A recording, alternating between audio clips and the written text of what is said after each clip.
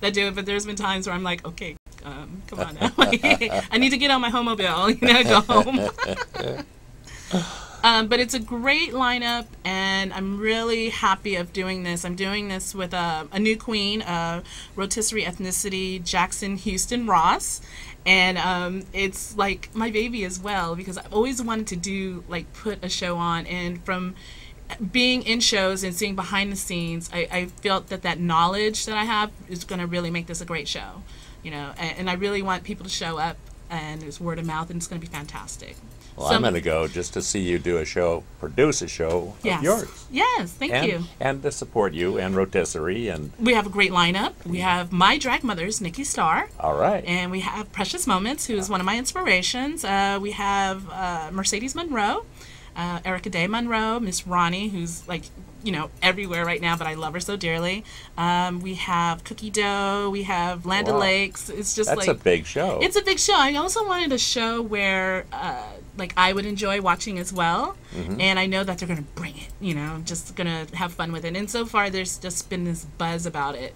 That's and wonderful. Everybody's excited, yes. So I better get there early so I can get somewhere to stand. Yeah, promptly, 9:30. I'll get there before then, and Thank you. I'll go outside and play like I'm smoking or something to wait to get in. Oh, and because of the theme, Bitches Be Broke, we say it's $8, but we'll take anything. You could bring us, like BART tickets with a little bit on it, and top ramen, sliding scales, just help us queens out. It's a great lineup, and we want to make sure everybody else get paid before I do. I think that means that they'd also take more than $8, so bear that in mind. Exactly. Yeah, taxi script or something like that. Anything. Bitches be broke. Yeah. Gift certificates at great restaurants. Yes, there you go. So Okay. yeah, I'm excited about it. So tell me where did you grow up? I grew up in Oakland. Oh. Yeah, right across the bay. Okay. And I know, it's like right across the bay, and I didn't know anything of Tranny Shack, and it's just like, a BART train over. And so I'm really glad that I've been able to come into this whole social life, nightlife and everything. And it was really funny because the only reason why I went to Tranny Shack was because of the Faux Queen pageant. There were like these admission free tickets, and there were 2 of them. So I was like, okay, I'll give it a try and try them out. Fell in love with it ever since. So your first time at Tranny Shack, then now you didn't perform that time. No, I didn't. So, but you must have made a connection. I was in drag. And, okay. Yeah, I was in full drag, and I wore like this big, huge wig, and I had the makeup and everything. Everyone was like, who are you? Who are you? And such. So, and then I started knowing more queens, and everybody was really sweet to me. And they wanted to know more about me. They thought I was a drag queen. I still get people who think I'm, really a guy. And then they were like, oh, okay, you know what? We've had faux queens forever. You fit right in. Come on, there's something special about you. We want you to be part of it. And it's been welcoming ever since, and I love it. I like that, too. I mean, we talk about diversity and open door policies and all that. Yes. A lot of our communities, for righteous reasons, just it's hard to open it all up. Yes, it is. But drag, I think, I'm entranced by the whole world of drag because it represents so many things: political liberation and sexual liberation and artistic liberation. I think I told Heclina or Peaches this. I was at a high scale or a big time fashion show at Neiman Marcus. And the designers that were presenting that show said, I lost a nail. You lost a nail. Oh, okay. Here. Oh, they all, there they go. I'll just keep this one. That's bold. That's daring. It's okay. I wipe with this one, so it makes it easier. But one of the things that the 2 designers said was that they hardly ever miss great drag shows because they get a lot of ideas for their fashion for the next few years from drag. Yeah. Yes.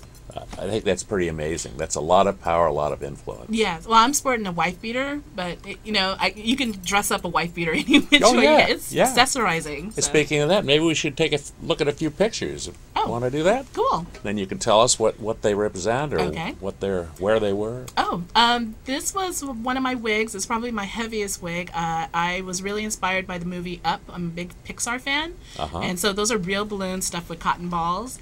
And yeah, that's one of my favorite wigs as well. Actually, I have a lot of favorites. Balloon stuffed with cotton balls. Now, Yeah, I've never heard that took that, a lot of work. I wore that for Pride as well.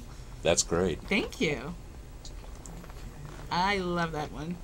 I call it my updo. How corny is that?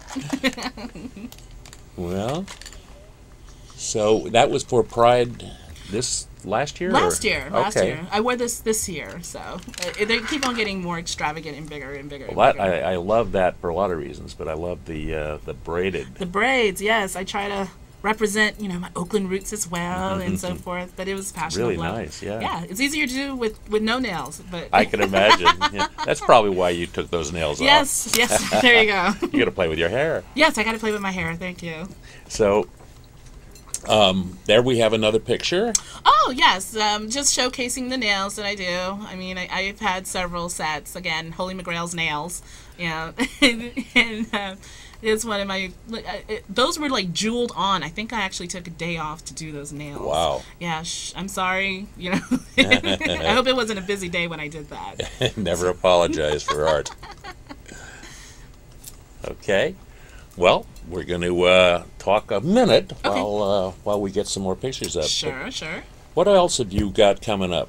I have Tranny Shack New Year's Eve. That's a new lineup or a new show. DNA Lounge contacted Heclina, and she was like, "Hey, do you want to do this?" I was like, "Yes," because I was so saddened that I wasn't able to do the Halloween show. Because I love Halloween, which, who doesn't like Halloween? Yeah. But it was a fabulous show, but I couldn't do it at the time. So I have, this opportunity to now do it for New Year's, which is a great way. Even bigger, won't it? Even bigger. And I have, of course, I'm bringing a musical to the stage, but it's going to be really, really insane. Any hints, or do you want to keep it a... It's a song from Andrew Lloyd Webber. Ah, okay. Cats. Cats. There you go.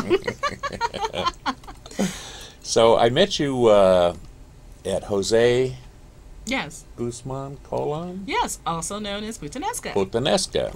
And he has, since I first met you, had his book come out. Yes. And I've seen some photographs, I believe, he took of you. Yes, he did. I was very, very